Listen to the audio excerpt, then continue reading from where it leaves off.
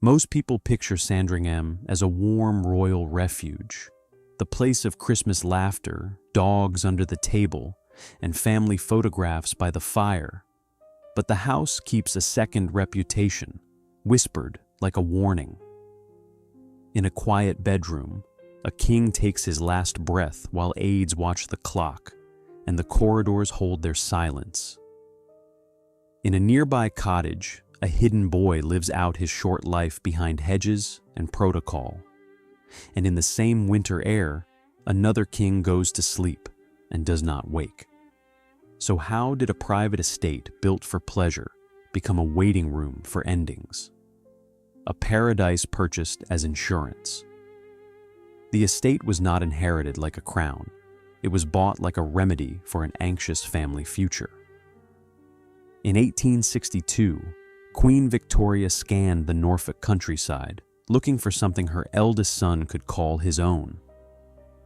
Albert Edward, the Prince of Wales, was 21 years old and marriageable, which meant the family needed a place where he could settle without living under his mother's constant gaze. The Queen still mourned Prince Albert, dead less than a year, and the grief had turned Windsor and Balmoral into mausoleums of memory. Her son needed air, he needed distance. Most of all, he needed a house that felt separate from the weight of state. So they bought Sandringham, 7,000 acres at first, a Georgian hall already standing but modest by royal standards, no ancient lineage, no ghost of a medieval king, just land, a house, and the promise that here, behind private gates, the family could breathe like ordinary people. They paid £220,000, which today would approach 30 million. Not an inheritance, a purchase. That distinction mattered then, and it matters now. Private ownership meant control. It meant the estate answered to no parliament, no public trust, no historic preservation society. The family could renovate as they pleased. They could close the doors when they wanted. They could manage illness, scandal, or grief without observers taking notes. Sandringham would become the place where royals went to feel normal. But normal is always a performance, and this house was built for an audience of one family who could never truly escape what they were. Albert Edward, who would later become Edward VII, wanted something grander than the original Georgian structure, so he tore most of it down and rebuilt. The new house rose in red brick and cream stone, Jacobean revival with gables and tall chimneys, in design to look like an English country manor from 3 centuries earlier. It was a costume, a stage set. The architecture said old money and rural gentry, but the plumbing and gas lighting said modern convenience. The family wanted to feel like they belonged to the land, even though they had just purchased their way onto it. The house opened in 1870. Staff moved in first, as they always do. Rooms were furnished with heavy curtains, thick carpets, and the kind of dark wood paneling that swallows sound. The estate grew. More land acquired, more cottages built, more tenants farming fields that now served royal leisure. By the time the Prince of Wales brought his young bride, Princess Alexandra of Denmark, to Sandringham, it was already becoming what it would remain, a controlled world, beautiful and apart, where privacy could be enforced and scrutiny could be managed. But here's the unspoken bargain. When a family builds a paradise for retreat, they are also building a cage for crisis. The very features that make Sandringham feel safe, the isolation, the discretion, the loyal staff, are the same features that make it dangerous when things go wrong. A house with private corridors is also a house where secrets grow. A house far from London is also a house far from help. And a house that promises warmth can just as easily become a place where cold realities are delayed, hidden, or denied until it is too late. They thought they were buying insurance against public life. What they bought was a theater for private death, the house that trained them to hide. At Sandringham, doors close easily, servants move quietly, and secrecy feels less like lying and more like manners.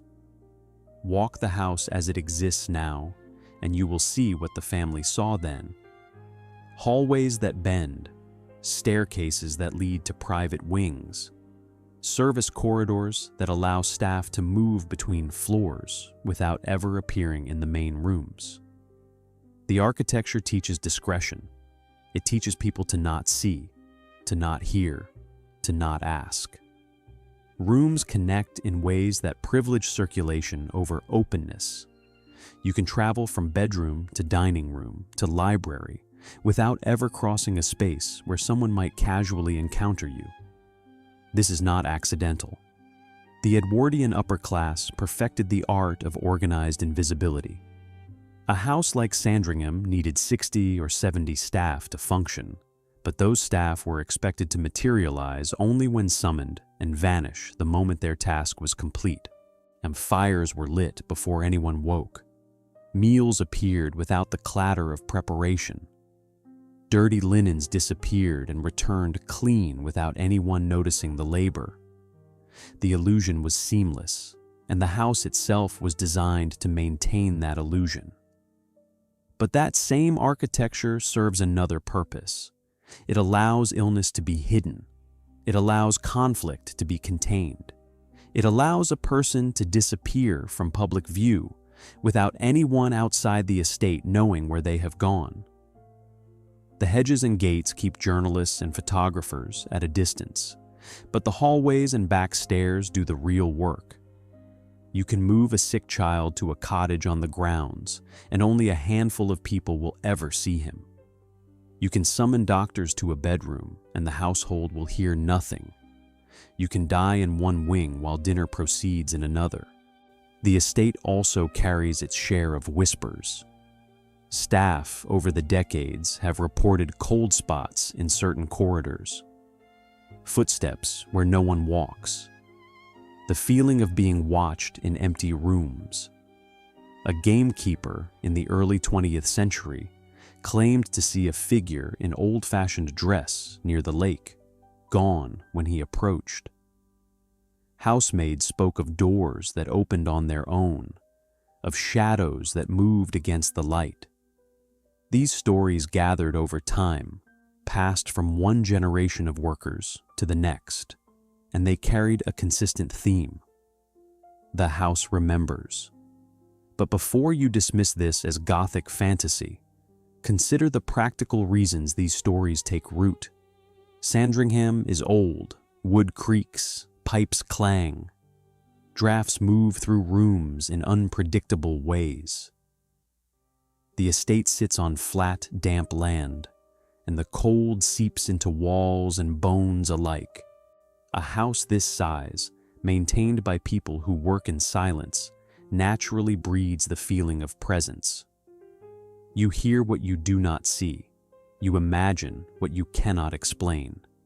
And when tragedy strikes, when death visits the same rooms more than once, the mind searches for patterns.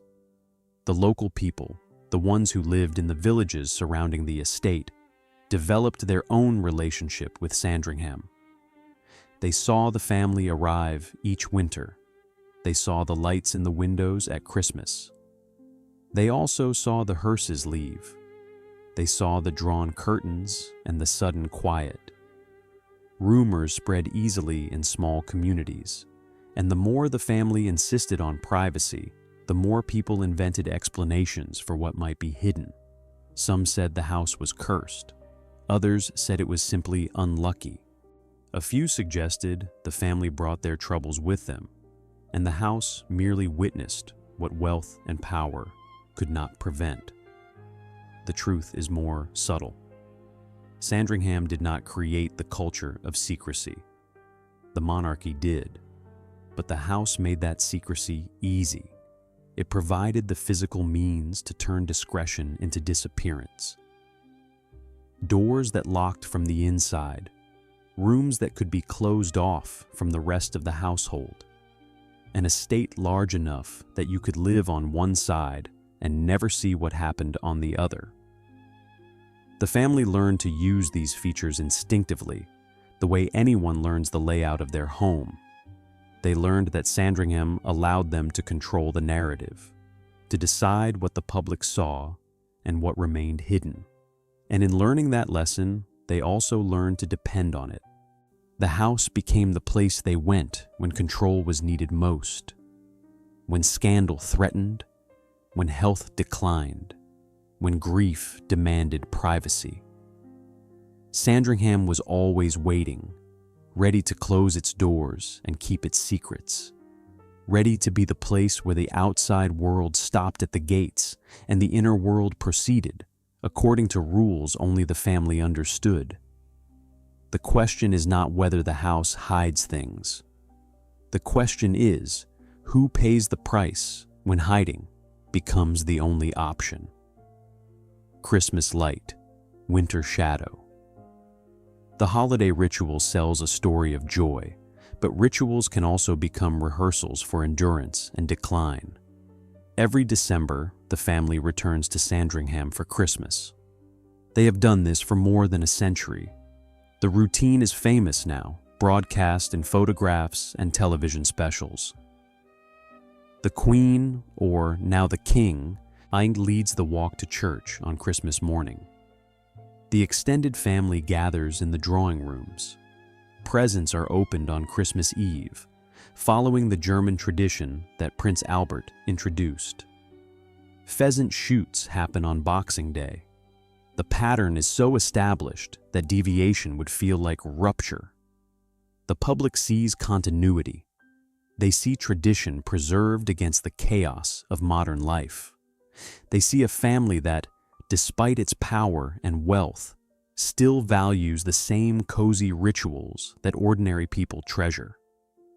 This is the story Sandringham sells, and the story the monarchy needs the public to believe.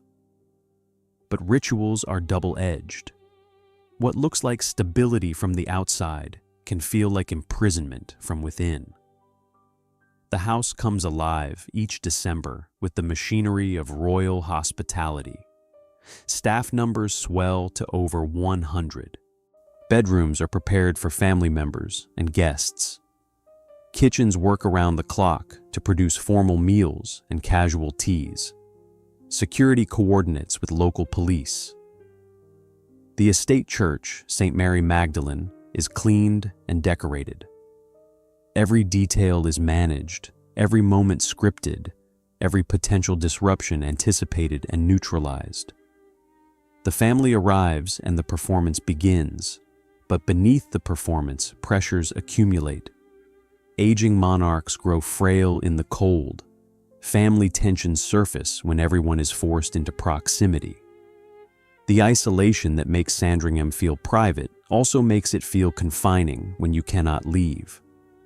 Winter at the estate can stretch for weeks, and the same rooms that seem charming in photographs can begin to feel like cells when the wind howls across the flat fields and the daylight dies before tea. This is where health becomes a concern that cannot be ignored. Sandringham sits in one of the coldest, dampest parts of England. The wind comes off the North Sea without mercy. The house, for all its grandeur, is difficult to heat. Stone floors stay cold. Drafts move through corridors. Elderly people with respiratory problems suffer here, and the family has always had members whose health declined during the winter months. But the tradition demands their presence. Christmas at Sandringham is not optional. It is expected. And when expectation becomes obligation, even a holiday house starts to feel like a duty station. The scale of this operation is easy to understate. Sandringham spans approximately 20,000 acres, with the main house covering roughly 250 rooms across multiple wings. The estate employs year-round gamekeepers, gardeners, maintenance crews, and housekeepers, but during the Christmas season, temporary staff are added to manage the increased workload. On a typical royal holiday, more than 30 family members might be in residence, requiring coordination of meals, transportation, and security that rivals a small military operation. The estate church seats just 200 people, but the Christmas service draws local residents, estate workers, and tourists who line the road, hoping for a glimpse of the family walking past. The pheasant shoot alone involves beaters, loaders, dogs, and vehicles moving across several square miles of woodland and field, with thousands of birds released and hundreds shot in a single day. This is not a quiet family gathering. This is an industrial production of leisure, a performance of normalcy that costs millions to maintain each year. And yet the family keeps returning. They return because the public expects it. They return because tradition binds them more tightly than law. They return because Sandringham represents something the monarchy desperately needs: the appearance of permanence, the illusion that some things never change, that despite wars and scandals and shifting public opinion, the family endures in the same house, following the same rituals year after year. But rituals do not protect against reality. They only delay the moment when reality intrudes. And at Sandringham, reality tends to arrive in winter, when the house is full, when the family is gathered, when the cold settles into bones and the illusion of safety becomes harder to maintain. The house works beautifully as long as everyone stays healthy, stays cooperative, stays within the script. The moment someone falters, the moment illness or conflict or grief enters the picture, the house stops being a refuge and becomes a stage where private suffering must be managed without the audience knowing what is happening backstage. So the question at the end of the dream is this: when does a tradition become a trap? When does the house that promises comfort become the place you cannot escape? The family is about to learn the answer, and the lessons will arrive not in summer sunlight, but in winter darkness, not in public ceremony, but in closed rooms where the only witnesses are the people who must keep the secrets the house demands. The lost prince in plain sight. Prince John was not a rumor, he was real, and his life shrank from palace ceremony to a quiet cottage on the estate. Born in 1895, John was the youngest son of the future King George V and Queen Mary. For the first few years, he appeared in family photographs like any other royal child. But by the time he was 4 years old, his parents noticed troubling signs. He was slower than his siblings. He struggled with learning. And then, when he was around age 11 or 12, the seizures began. Epilepsy in the early 20th century carried a stigma that is difficult to overstate. It was seen as evidence of moral weakness, of tainted bloodlines, of degeneracy. Medical understanding was limited. Treatments were primitive and often ineffective. The condition was associated in the public mind with mental instability, even insanity. For a royal family obsessed with image and lineage, a child with epilepsy represented a crisis that could not be explained away. They could not cure him. They could not hide the condition forever. So they chose a different strategy. They made him invisible. At first, John lived at Sandringham with the family, but his public appearances became less frequent. Photographs stopped including him. Official family events proceeded without his name on the guest list. By the time he was 11, he had been moved into Wood Farm, a cottage on the estate grounds, where he lived under the care of his nanny, Lala Bill. The boy had his own small household, separate from the main house. He had routines. He had gardens.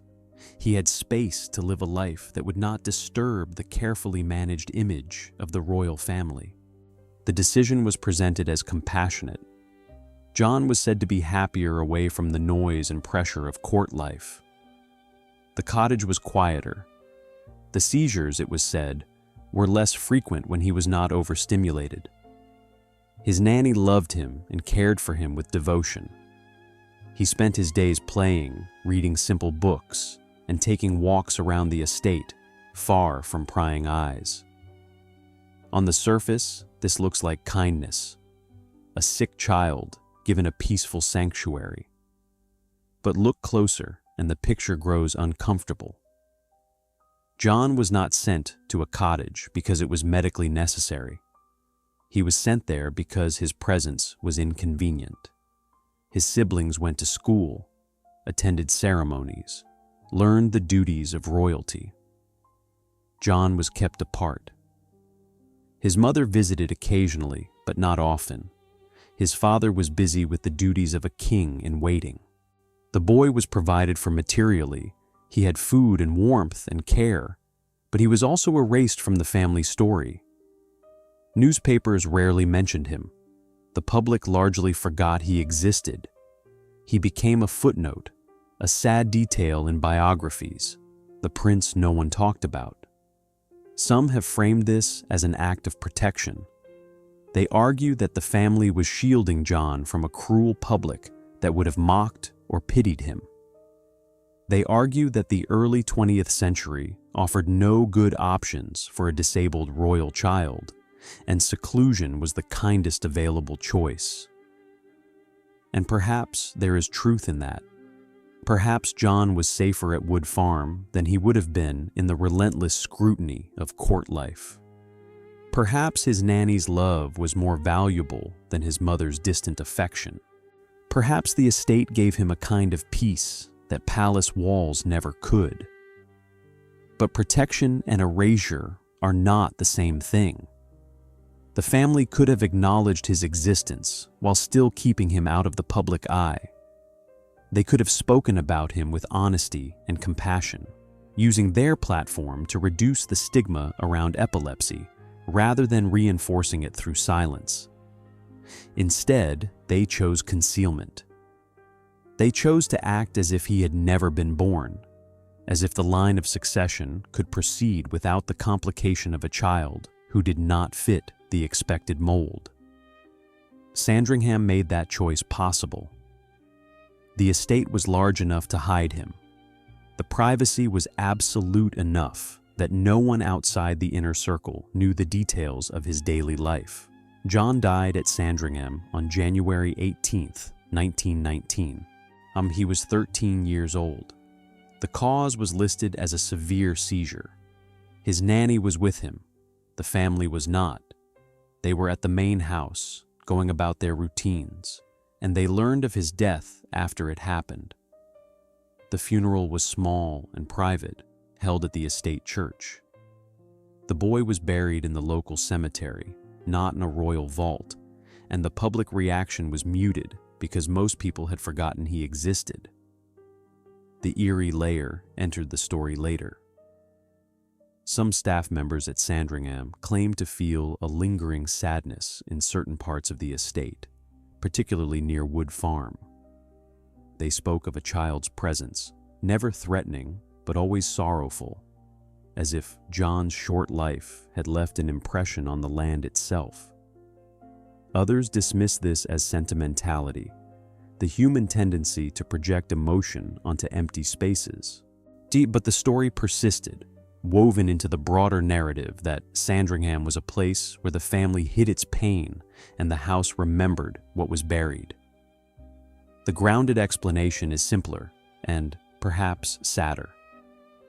John was a sick child born into a family that valued image over honesty. His epilepsy made him inconvenient, so he was removed from view. He lived his final years in isolation, not because it was best for him, but because it was easiest for everyone else. Sandringham provided the physical infrastructure for that isolation: the cottage, the gates, the distance from London, and the family took full advantage. When he died, he was mourned quietly and quickly forgotten, because acknowledging his death would have required acknowledging his life, and his life was something the family had worked very hard to pretend did not exist. The question that haunts this chapter is not whether the estate protected him. The question is whether protection that looks like disappearance is protection at all. And if the answer makes you uncomfortable, that discomfort is the point.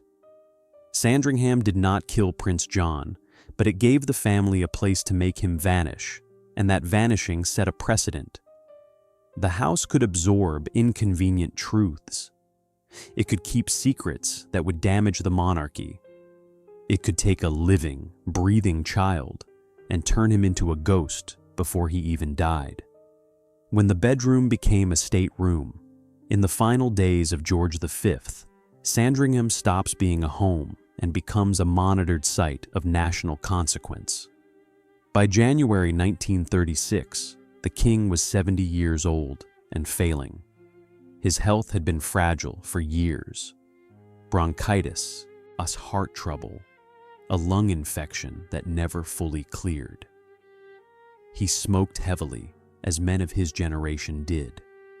He worked relentlessly, as kings are expected to, and he spent every winter at Sandringham because tradition demanded it, even though the cold, damp air of Norfolk was the worst possible environment for a man with respiratory disease. That January, the king took to his bed and did not get up. Doctors were summoned from London. The household at Sandringham shifted into crisis mode.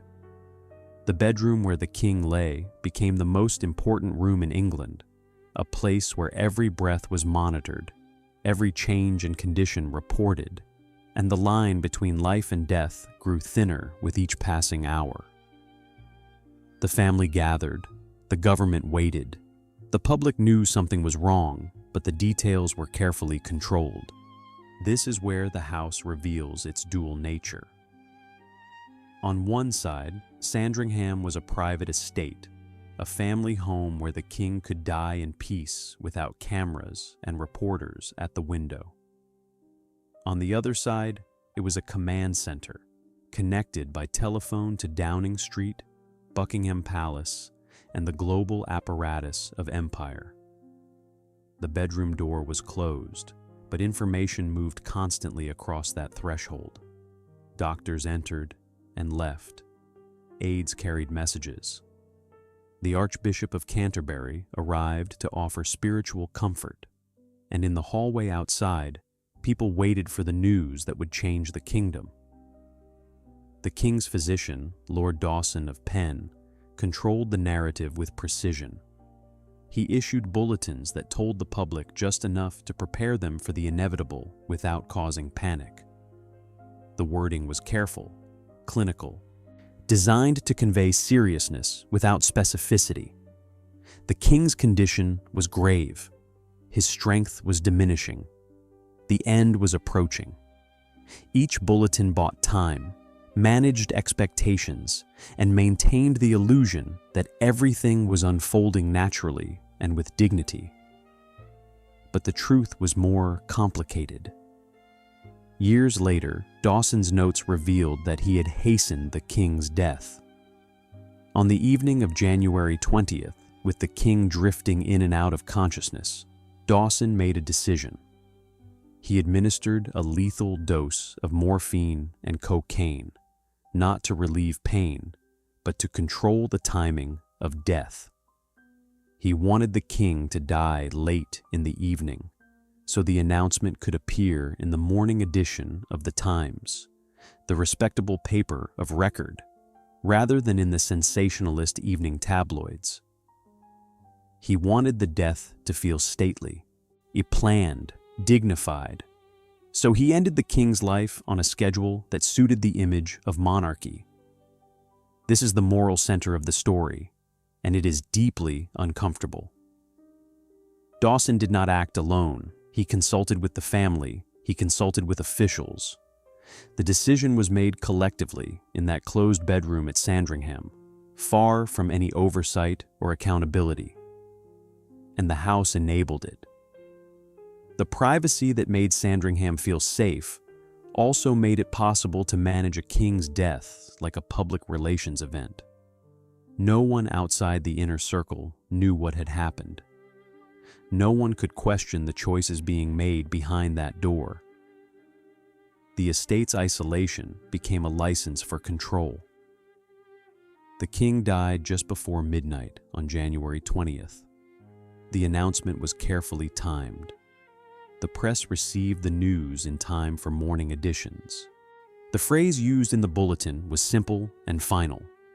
The king's life is moving peacefully towards its close. And then, shortly after, the confirmation. The king had passed. The public mourned. The government transitioned. Edward VIII became king, and Sandringham, once again, became the place where a reign ended. The house itself felt the weight of the moment. Staff described a heavy silence in the corridors. The family withdrew to private rooms. The body was prepared for transport to London. And in the days that followed, the estate became a place of pilgrimage, with locals laying flowers at the gates and newspapers printing photographs of the house where the beloved king had died. The narrative was already forming. Sandringham as a place of peaceful endings, a house where kings could die with dignity, surrounded by family, afar from the noise of the capital, but that narrative obscured the mechanics of what had actually happened. This was not a natural death. It was a managed event, choreographed to serve the needs of image and timing. The house made that choreography possible because it provided the stage, the privacy, the distance from scrutiny. Sandringham was not a witness to history. It was a tool used by the family and their advisors to control how history would be written. And once that precedent was set, once the house had proven its usefulness as a place where royal death could be managed quietly and efficiently, it became the obvious choice for future crises. The family had learned that Sandringham could absorb the messy reality of illness and death and present only the polished version to the world. They had learned that within these walls, they could make decisions that would never survive public debate, and no one outside would ever know the full truth. The estate was no longer just a holiday retreat. It was a strategic asset, a place where the monarchy could retreat when vulnerability threatened, a place where doors could close and secrets could be kept. And the king's bedroom, the room where George V had died, by design rather than chance, would wait in silence for the next occupant, for the next crisis, for the next moment when the house would be called upon to do what it did best: hide the truth and present the story the family needed the world to believe. A corridor of aftershocks. A death in one room can reorder an entire dynasty, and the estate feels different the moment the body leaves. The king's body did not stay at Sandringham long. Within hours of his death, arrangements were made to move him to London for the lying in state and the formal funeral. The coffin was carried from the house to the estate church, St. Mary Magdalene, where it rested briefly before the journey to the capital. Staff lined the route. The family followed in somber procession. And then the king was gone, leaving behind a house that suddenly felt emptier and larger than it had any right to be. The public mourning was enormous. In London, the king's body lay in state at Westminster Hall. Over 800,000 people filed past the coffin in 4 days, waiting in lines that stretched for miles in freezing January weather. The queue moved at a rate of 6,000 people per hour, day and night, a river of grief flowing through the heart of the city. The funeral procession to Windsor involved military regiments, foreign dignitaries, and a gun carriage draped in the royal standard. The entire empire paused. Newspapers printed black-bordered editions. Radio broadcasts maintained a tone of solemn respect. And Sandringham, the place where it all began, was mentioned in every account as the house where the king had died peacefully among his family. But inside the estate, the reality was more fractured. The new king, Edward VIII, arrived with his own retinue and his own priorities, and he made it clear that Sandringham would not be his refuge the way it had been his father's. Edward preferred London and the continent.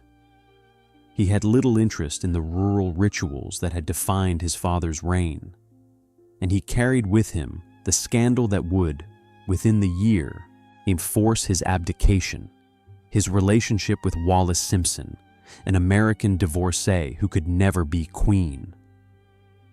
The house watched as the family fractured. George V had held them together through force of will and tradition. His death removed that stabilizing presence.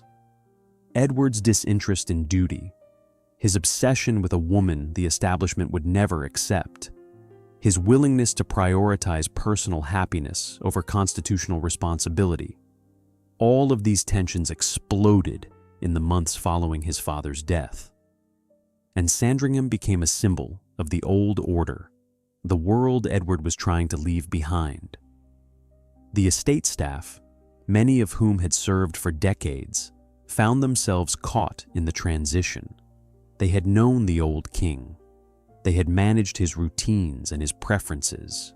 Now they faced a new monarch who did not care about pheasant shoots or Christmas traditions, who might sell the estate or let it fall into neglect. The uncertainty created its own kind of grief, a mourning not just for a king, but for the way of life he had represented. And then, in December 1936, Edward abdicated. He chose love over crown, or at least that was how he framed it, and he left England to marry Wallis Simpson in exile. His younger brother, George VI, became king by default, a man who had never expected or wanted the throne, who suffered from a debilitating stammer and chronic anxiety, who now had to shoulder the weight of a monarchy in crisis. George VI returned to Sandringham because he had nowhere else to go. The estate was familiar. It was private. It was a place where he could retreat from the pressure of public performance and the relentless scrutiny of a nation that was not sure it trusted him yet. He brought his wife, Elizabeth, and his two young daughters, and they tried to rebuild the sense of stability that Edward had shattered. They reinstated the Christmas traditions. They invited the extended family. They walked to church on Christmas morning and smiled for the cameras and tried to project the message that the monarchy was steady, dependable, unchanged despite the chaos of abdication. But the estate carried the memory of recent death, and it would not let them forget. The numbers tell part of the story. In the immediate aftermath of George V's death, household staff at Sandringham numbered 137 people, including gamekeepers, gardeners, housemaids, cooks, footmen, chauffeurs, and security. The estate church had recorded 56 christenings, 18 weddings, and 12 funerals in the decade before the king's death, a normal rhythm of life for a rural parish. The lying-in state in London drew 825,000 mourners over 4 days, with lines averaging 6 miles long and wait times reaching 12 hours. The funeral procession from Westminster to Windsor involved 2,000 military personnel, representatives from 58 nations, and was broadcast by radio to an estimated global audience of 300 million people. These are staggering figures, and they reveal the scale of disruption a single death can cause when the person dying is a king. Sandringham, the place where it began, was just one point in a vast network of ceremony and grief. But it was the point where private suffering became public spectacle, where a bedroom became a stage, and where the family learned that even in their most remote and private sanctuary, they could never fully control the story. George VI tried to reclaim Sandringham as a place of happiness, but the house had already learned a different role. It had learned to be the place where kings went to die, where privacy enabled control, where the family could manage crisis without witnesses, and the estate, whether through architecture or reputation, or simply the accumulation of history, seemed to lean into that role. The corridors stayed cold, the bedrooms stayed quiet, and the family, despite their best efforts, could not shake the feeling that the house was waiting, impatient and indifferent, for the next ending. The king who could not rest. George VI arrives seeking quiet, but his body carries the war years into every breath and every night. He never wanted to be king. That fact shapes everything that follows. George VI, born Albert and called Bertie by his family, was the second son, the one who could have lived a quieter life, who could have served the monarchy without carrying its full weight. But his brother's abdication forced him onto the throne at age 41, and the pressure nearly broke him. He had always been fragile, a stammer that made public speaking an ordeal, chronic digestive problems, anxiety that manifested as physical illness. And then came the war. From 1939 to 1945, George VI worked himself to exhaustion, visiting bombed cities, meeting troops, giving speeches that required hours of preparation for each agonizing sentence. He stayed in London during the Blitz when other royals urged him to evacuate. He became the symbol of British resilience, the king who would not abandon his people, and the cost was measured in sleepless nights, constant stress, and the relentless erosion of his health. By the time the war ended, he was 49 years old, and his body had aged far beyond that. He smoked heavily, up to 20 cigarettes a day, because nicotine was one of the few things that calmed his nerves. His lungs suffered. He developed arterial disease, a condition that caused severe pain in his legs and made walking difficult. In 1949, doctors diagnosed him with early-stage lung cancer.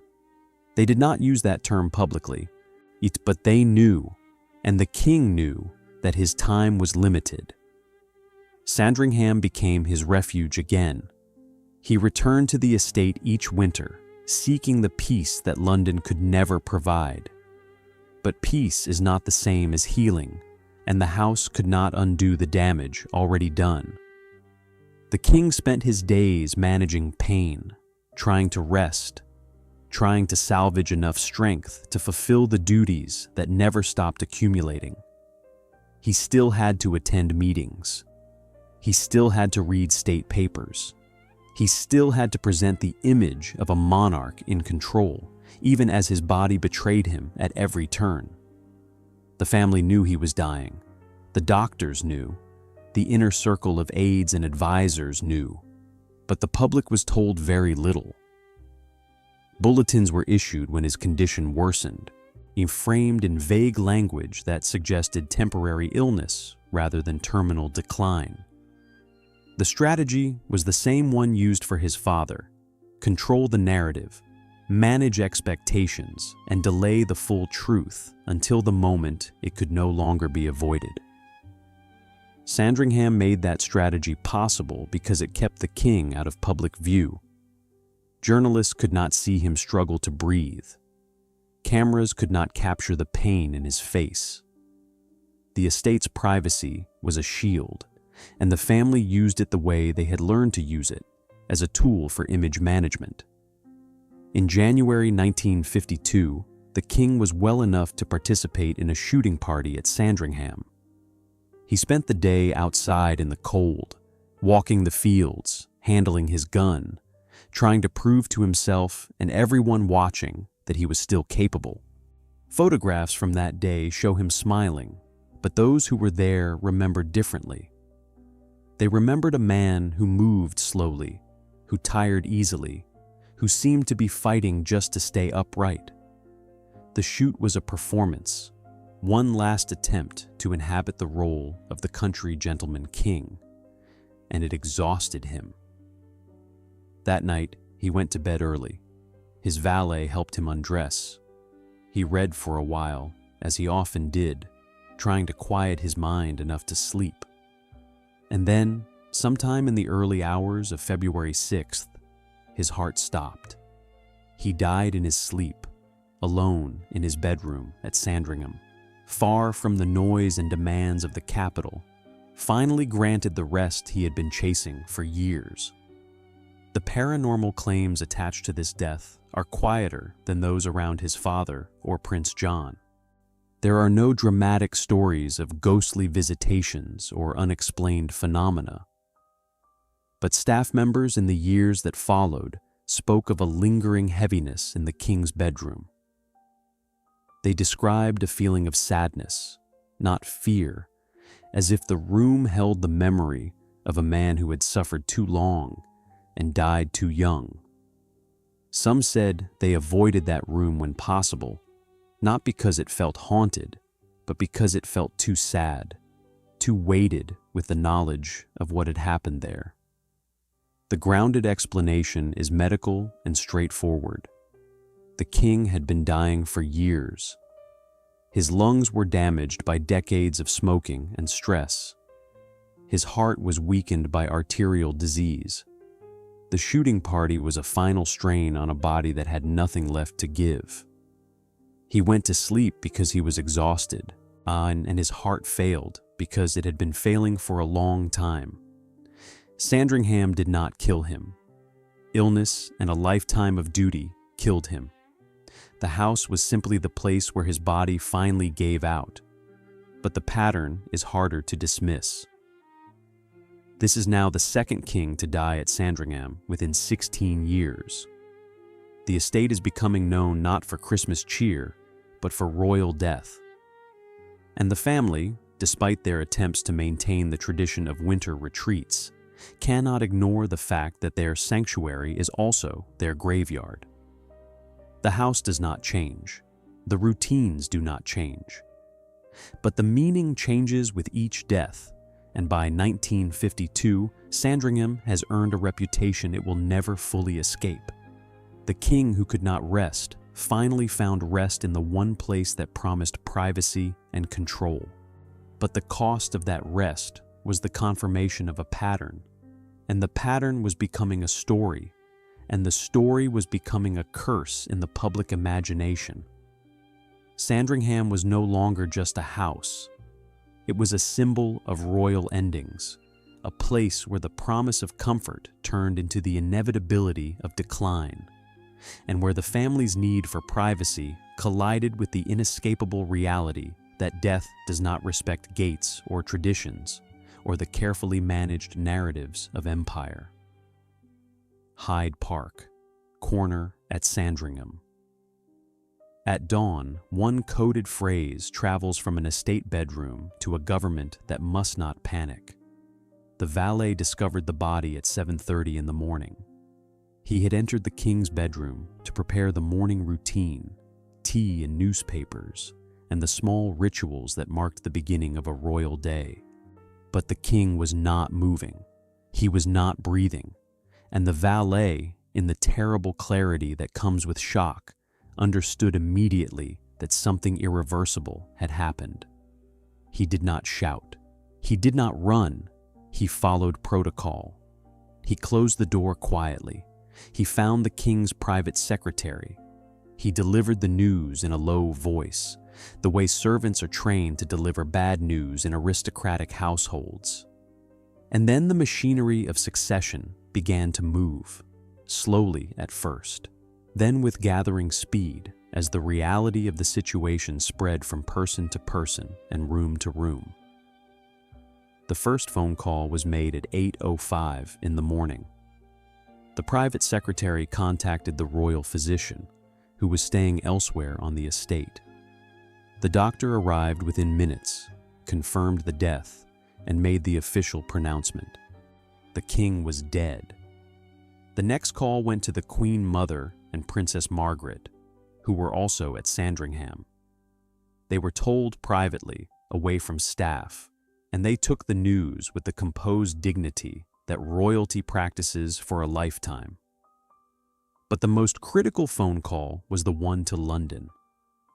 The private secretary used a secure line to contact the Prime Minister's office and the cabinet secretary. He spoke the code phrase that had been prepared for this moment: Hyde Park Corner. The words meant nothing on their own, but to the people receiving the call, they meant everything. The king is dead. The crown has passed. The transition must begin. Hyde Park Corner was a code designed to prevent panic.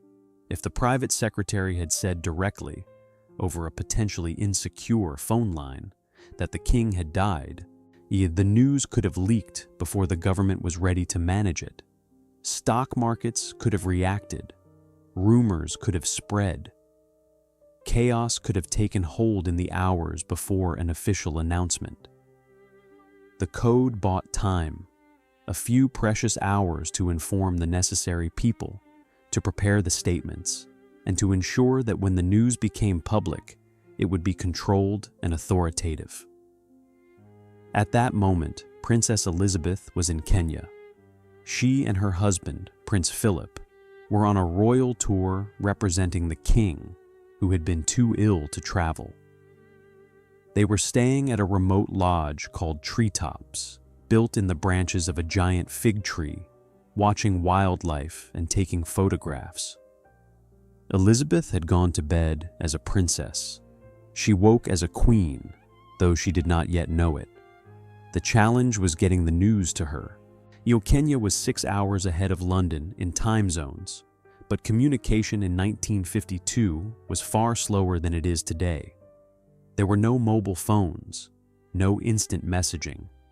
The message had to travel by telegram, and telegrams required operators, transmission time, and delivery to a remote location that was not easily accessible. The delay was agonizing for everyone involved. Back at Sandringham, the house moved through the strange liminal space that follows a royal death. The body had to be prepared. Doctors arrived to complete the official paperwork. The family gathered, but they could not begin formal mourning until Elizabeth had been informed and the public announcement had been made. They were frozen between the private reality of death and the public ceremony that had not yet begun. At 2:15 in the afternoon, London time, Elizabeth received the news. She was at a different lodge by then, Sagana Lodge, having left Treetops earlier that morning. Prince Philip took her aside and told her that her father was dead. She was 25 years old. She had been queen for more than 6 hours without knowing it. Now the world had to be told. The official announcement was made by the BBC at 4:45 in the afternoon, London time. The newscaster read the prepared statement with the gravity the moment demanded. The king had died peacefully in his sleep at Sandringham House. The queen had been informed. The nation was in mourning. Within minutes, flags across the country were lowered to half-mast. Newspapers rushed out special editions. Radio programs were canceled and replaced with solemn music and repeated broadcasts of the announcement. At Sandringham, the estate staff gathered in the hallways, shocked and grieving. Many of them had served George VI for years. They had seen him struggle with illness. They had watched him fight to fulfill his duties despite the pain. And now, he was gone, and the house felt the weight of another ending. The king's bedroom was sealed. The room where he had died would be cleaned and eventually returned to normal use. But in that moment, it stood as the silent center of a national crisis. The scale and speed of the transition are staggering when you examine the timeline.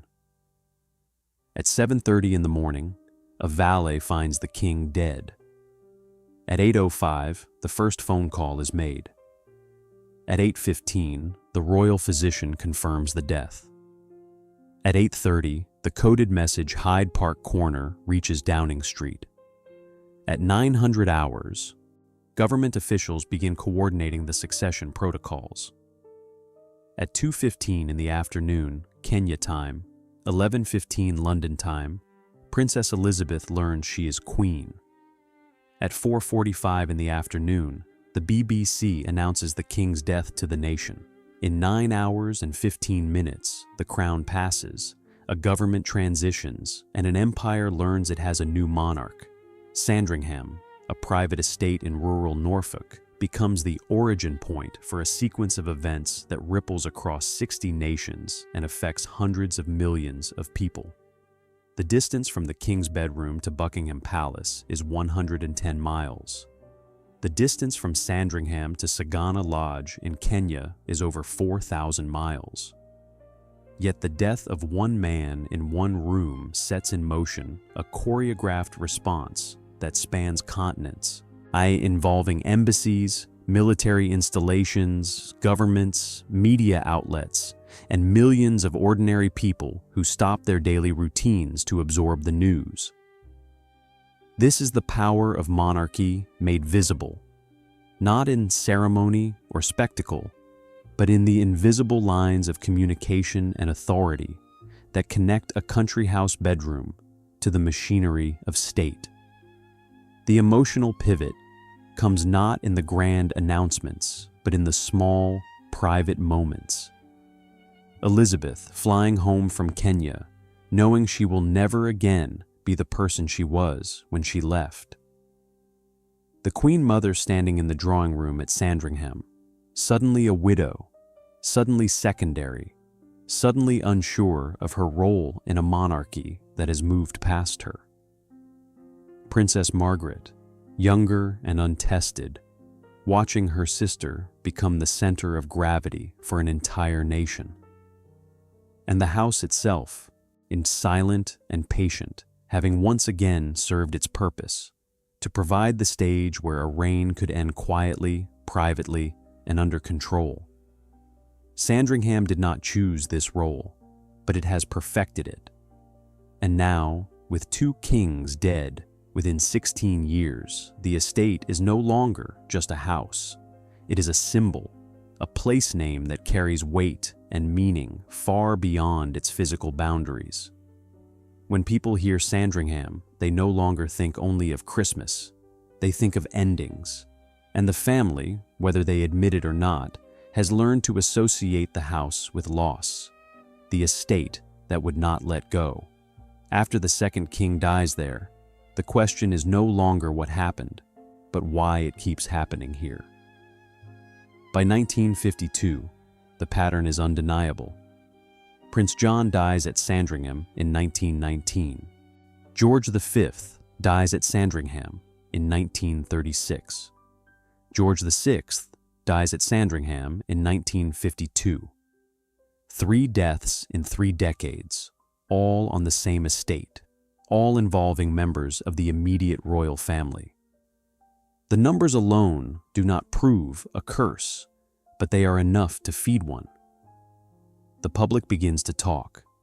Newspapers run articles about the Sandringham deaths, framing them as eerie coincidences or suggesting darker explanations. Some writers invoke the paranormal, claiming the estate is haunted by the unquiet dead, by Prince John's lonely ghost, or the restless spirits of kings who died before their time. Others take a more cynical view, suggesting the family deliberately uses the estate as a place to manage royal deaths away from public scrutiny, that Sandringham has become a hospice by design rather than by accident. The truth is more complicated and more mundane. Sandringham is not cursed. It is isolated, private, and cold.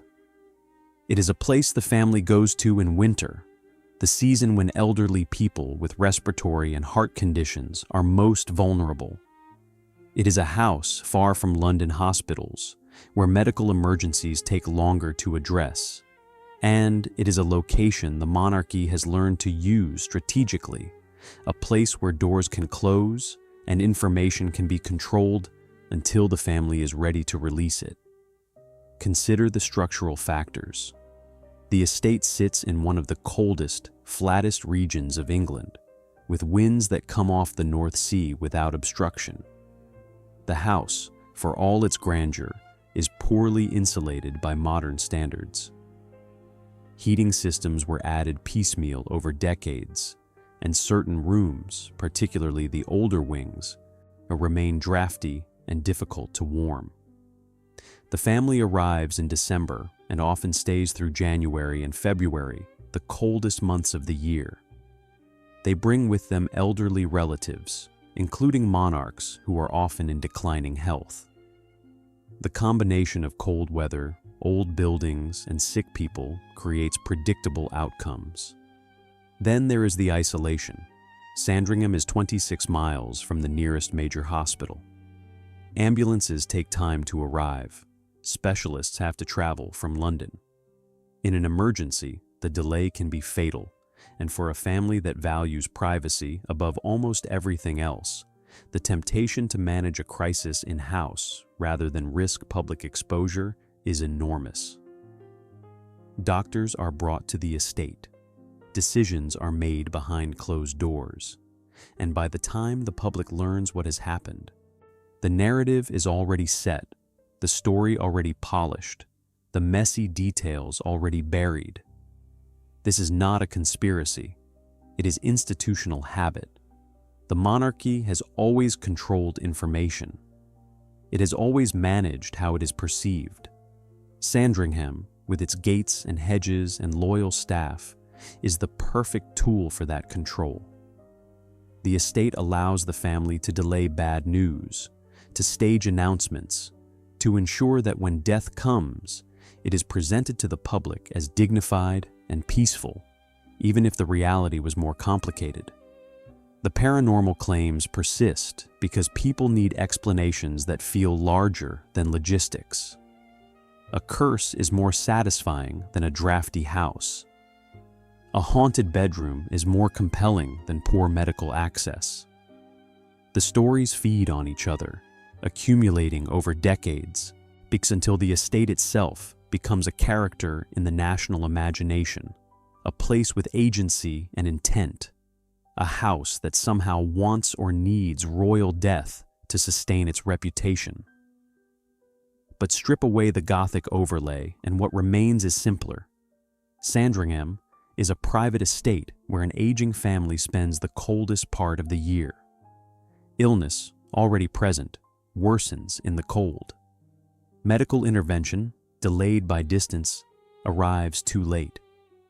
Death follows, not because the house is cursed, but because the conditions are conducive to decline.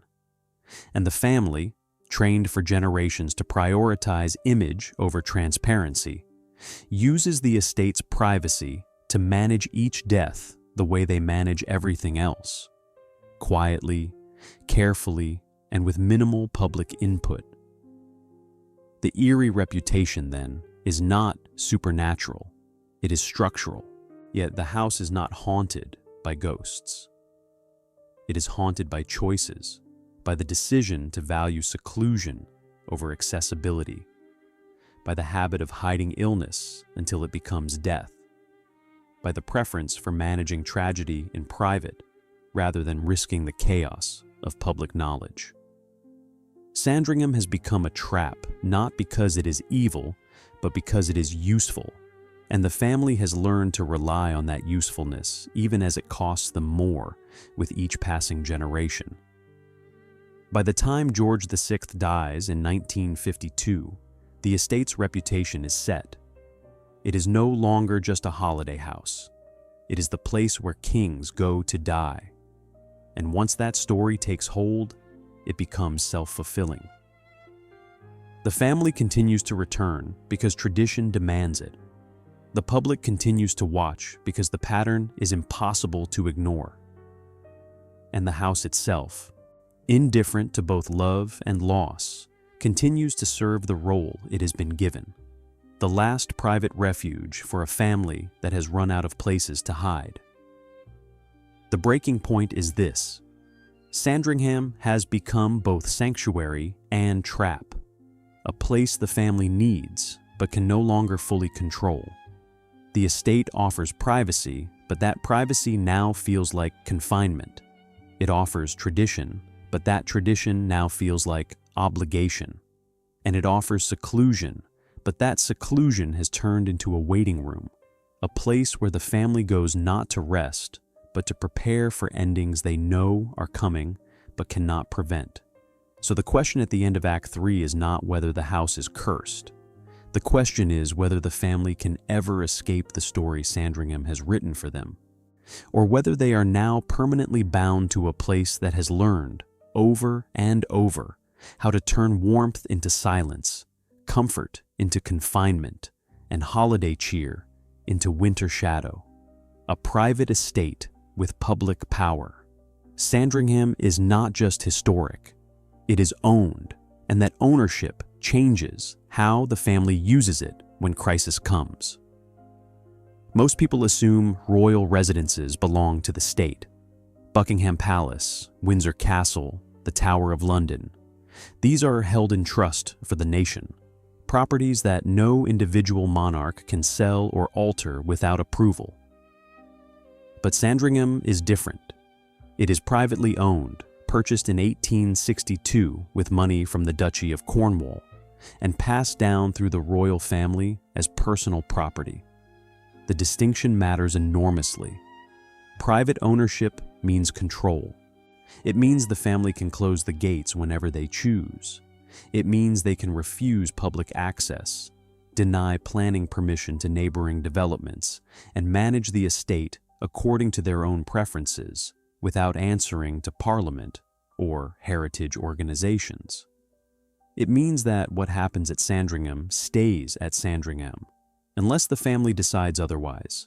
And when crisis strikes, whether scandal or illness or death, that control becomes invaluable. The estate covers approximately 20,000 acres. Most of that land is agricultural, rented to tenant farmers who work the fields under contracts that have existed for generations. The main house sits at the center, surrounded by formal gardens, parkland, and woodland that provide both beauty and privacy. The property includes several cottages, staff housing, a stud farm, a fruit farm, and the estate church. It is, in effect, a small village under single ownership, a feudal holdover in the 21st century.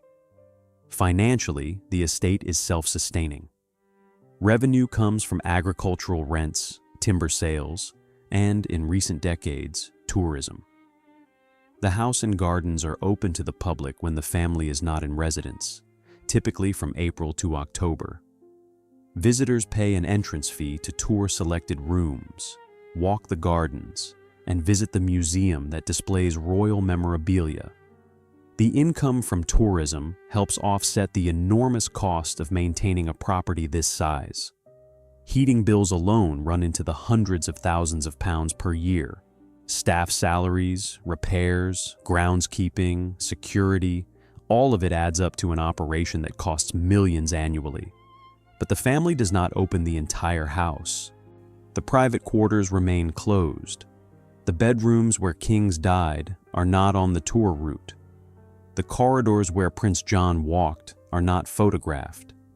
The estate church, where royal funerals have been held, is accessible, but only during limited hours and with restrictions on what visitors can see. The message is clear. You can visit Sandringham, but you cannot truly know it. The heart of the estate, the rooms where history actually happened, remain sealed behind doors that tourists will never open. This selective transparency is strategic. The family offers just enough access to satisfy public curiosity and generate revenue, but they retain the spaces where vulnerability might be revealed. The balance is careful, calculated, and entirely legal because the property is theirs to manage as they see fit. No government agency can demand greater access. No historian can insist on archival openings. The family controls the narrative because they control the building. The scale of the operation becomes visible when you look at the numbers. Sandringham employs approximately 170 staff year-round, a figure that swells to over 200 during the winter season when the family is in residence. The estate generates roughly £15 million per year in revenue from farming, forestry, and tourism. Maintenance and operational costs consume approximately £12 million annually, leaving a net income that flows into the royal family's private accounts. The estate church, St. Mary Magdalene, serves a parish of fewer than 500 people, but hosts Christmas services attended by over 2,000, including media and tourists. The gardens cover 60 acres, maintained by a dedicated team of groundskeepers who work year-round to keep the formal lawns, rose beds, and woodland trails in pristine condition. The public tour route covers only 20 rooms of the main house, while an estimated 150 additional rooms remain private. The pheasant shoot, still conducted each winter, involves the release of over 20,000 birds per season, managed by a team of 10 gamekeepers, and supported by temporary beaters hired from local villages. These figures reveal a massive, complex operation disguised as a family retreat, an estate that functions as both home and business, both private sanctuary and public attraction. When the family arrives each December, the estate transforms.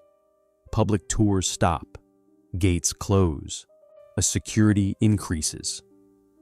The house becomes entirely private again, a bubble of controlled space where the family can live without the gaze of strangers. And if someone falls ill, if a crisis emerges, the family has the legal right and practical ability to manage it entirely in-house.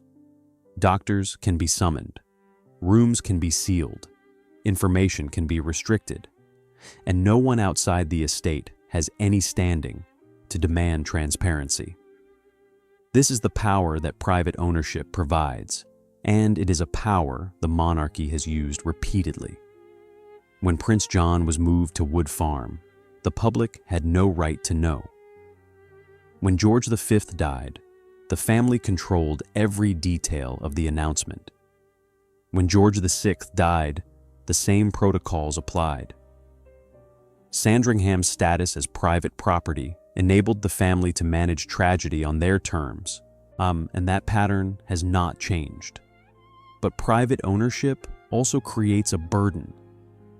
The estate is expensive, difficult to maintain, and increasingly anachronistic in a modern Britain where inherited wealth and land ownership face growing scrutiny. The family must justify keeping Sandringham, must argue that it serves a purpose beyond personal comfort. Tourism helps with that justification, but it also exposes the estate to criticism. People who pay to tour the house expect transparency, and the family's refusal to open certain rooms or acknowledge certain histories creates tension. The estate is caught in a contradiction. It must be open enough to feel accessible, but closed enough to protect privacy. It must generate income, but not at the cost of dignity. It must be historic, but not a museum. And it must serve the family's needs, and even when those needs conflict with public expectations. Sandringham is not just a house. It is a balancing act, a negotiation between past and present, between private ownership and public interest, between the family's desire for control and the nation's demand for accountability. The Mythmakers of a Mourning House.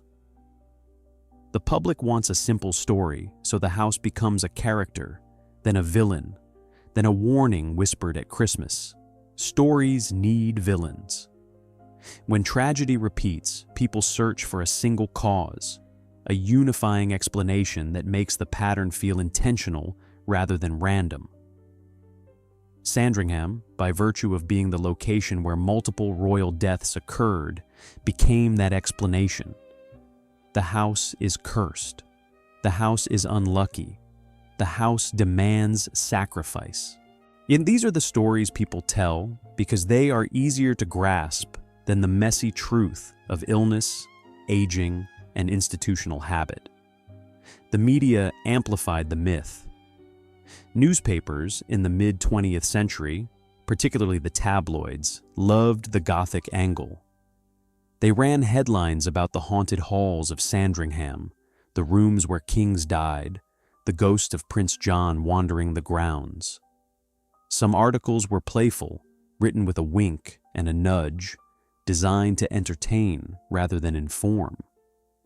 Others were more serious, framing the estate's history as genuinely eerie, quoting unnamed sources who claimed to have experienced paranormal activity on the grounds.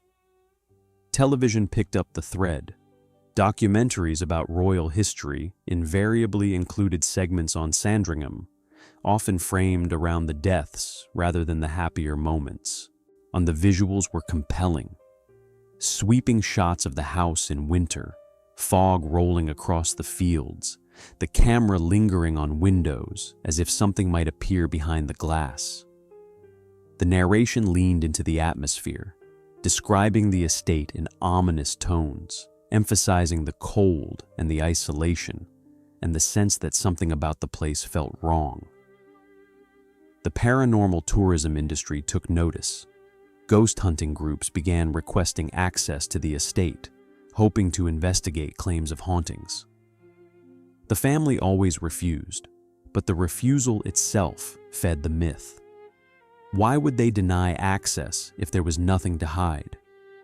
The logic was circular, self-reinforcing, and impossible to disprove. Every closed door became evidence. Every unanswered question became confirmation. But the myth is not entirely external.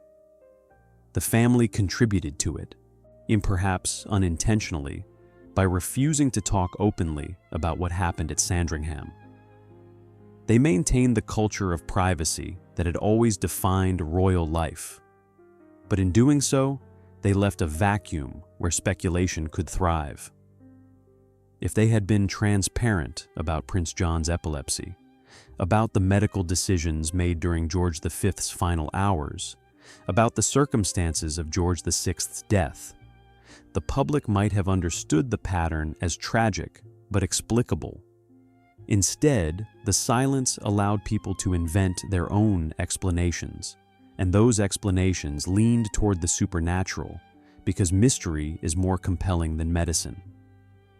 There is a paranormal beat here that deserves careful framing. Some people genuinely believe Sandringham is haunted. They claim to have felt presences, seen shadows, and heard footsteps in empty corridors. These experiences are real to the people who report them, and dismissing them outright is neither kind nor useful. The human mind is wired to find patterns, to interpret ambiguous stimuli as meaningful, and a house with a tragic history naturally becomes a canvas onto which people project their own fears and expectations. But belief does not require the supernatural to be true. The eerie feelings people describe at Sandringham can be explained by architecture, atmosphere, and suggestion. Old houses make noise. Drafts move through rooms in unpredictable ways. Shadows shift with the light. And when you walk into a space knowing that kings died there, your brain primes you to feel something, to interpret every creak and cold spot as evidence of a presence that is not there. The experience is real. The interpretation is not. What the monarchy gains from the myth is complicated. On one hand, the Gothic reputation makes Sandringham more interesting, more memorable, more likely to draw tourists who want to visit a house with a dark history. On the other hand, it undermines the image of warmth and family tradition the royals are trying to project. The house is supposed to be a refuge, a place of happiness and stability. But if the public sees it as a place of death and sadness, that narrative undermines the larger story the monarchy needs to tell. The family has tried, in recent decades, to reclaim Sandringham's reputation. They emphasize the Christmas traditions, the pheasant shoots, the church services. They release photographs of smiling grandchildren playing in the gardens. They open the estate to tourists and highlight its beauty rather than its tragedies. But the effort feels uphill because the deaths are documented history, undeniable and impossible to erase. The house is both things at once, a place of joy and a place of endings. The myth is not a lie. It is a selective truth, and selective truths are the hardest kind to counter. The question at the end of this chapter is not whether Sandringham is haunted. The question is whether the monarchy can ever separate the house from the story that has grown around it, or whether the two are now permanently fused in the public imagination. The estate has become a symbol, and symbols are resistant to revision. Once a place is known for death, it is difficult to make it known for anything else. And the family, by insisting on privacy and refusing to fully explain what happened in those closed rooms, has ensured that the mystery will outlive any attempt at clarification. Sandringham is not a villain. It is a stage. But the play performed on that stage has been a tragedy so often that the audience now expects nothing else. And the family, whether they realize it or not, has become trapped by the very myth they helped create, unable to leave the house behind, but unable to fully inhabit it without summoning the ghosts, real or imagined, that haunt its reputation. Comfort that turns into confinement. When a family returns to the same rooms again and again, it is not always tradition. Sometimes it is surrender to habit. The monarchy still goes to Sandringham every December. The routine has not changed in over a century. Under Christmas at the estate is presented as non-negotiable, a tradition that binds the family together and reassures the public that some things remain constant despite the turbulence of modern life. But traditions are not always comforting. Sometimes they become prisons, habits so deeply ingrained that escaping them feels impossible even when they no longer serve their original purpose. Sandringham promised comfort. It promised a place where the family could be ordinary, where they could relax without the weight of ceremony, where children could play and adults could breathe. But comfort, when purchased at the cost of seclusion and enforced through rigid routine, stops being comfort and becomes something else. It becomes control. It becomes obligation. It becomes a locked room where the door only appears to open from the inside. The estate did not choose to kill. It is stone and wood and land, indifferent to the lives that pass through it.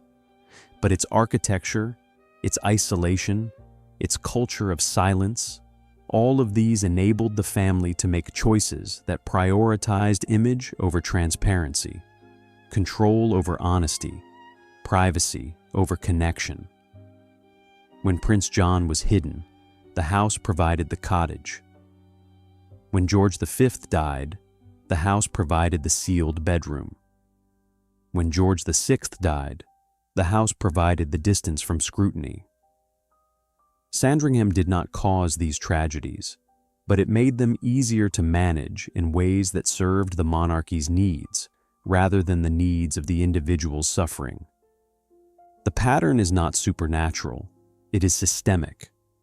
The family built a place where they could retreat from the world, and in doing so, they built a place where the world's problems, illness, mortality, the limits of power, followed them and festered in the silence.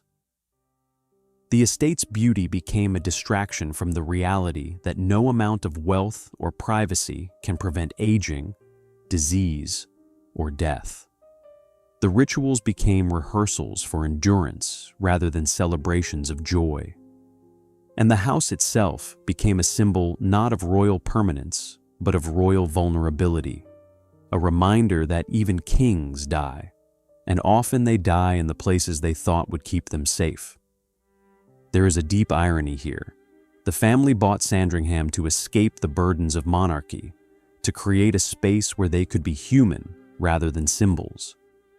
But in trying to create that space, they built a stage where their humanity was exposed in the cruelest possible ways. The illnesses they tried to hide became the stories people remembered. The deaths they tried to manage became the myths that defined the house. And the privacy they insisted on became the reason people suspected darker truths than what actually occurred. If immense wealth can build perfect comfort, why does it so often fail against illness, secrecy, and time? This is the question Sandringham forces us to confront. The estate has everything money can buy: land, staff, beauty, security. It has rooms designed for leisure and grounds designed for pleasure. It has generations of accumulated knowledge about how to maintain appearances and manage crises. And yet it could not save Prince John from a lonely death in a cottage. It could not save George V from a choreographed ending in a sealed bedroom. It could not save George VI from the slow collapse of a body worn out by duty and stress. Comfort, it turns out, is not the same as care. A beautiful house is not the same as a safe house. And privacy, when used to hide rather than protect, becomes a form of abandonment. The family thought they were building a refuge, but what they built was a theater where the audience was kept outside the gates while the real drama unfolded in rooms no one was allowed to see. The cost of that theater was measured in lives shortened by isolation, illnesses worsened by delay, and stories distorted by the refusal to speak plainly about what happened and why. The legacy of Sandringham is not that it is cursed. The legacy is that it revealed the limits of what money and power can accomplish when they are used primarily to control perception rather than address reality. The house stands as a monument to the idea that you can buy seclusion, but not safety. That you can enforce silence, but not prevent suffering. And that rituals, no matter how beautiful, cannot substitute for the messier, harder work of honest connection and transparent accountability. The family continues to return because they do not know how to stop. The tradition has become larger than any individual's preference. To abandon Sandringham would be to admit that the house has failed them, and admitting failure is not something the monarchy does easily.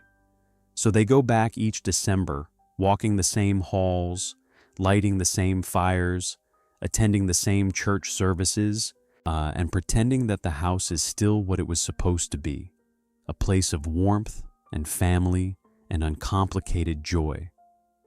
But the house knows better, and so does the public. Sandringham is the place where kings go to die, where secrets are kept until they rot, where beauty masks the relentless reality that no gate is high enough and no hedge is thick enough to keep out the things that matter most: mortality, honesty, and the consequences of choosing comfort over courage. The estate will stand for generations to come. The family will continue to visit, and the story, the one about the house that was supposed to save them, but became the place where they learned how little salvation wealth can buy, will be told and retold until the stones themselves crumble, and the fields return to wild grass, and the memory of royal endings fades into the larger, quieter history of a country that once believed its monarchs could live forever, if only they had the right address.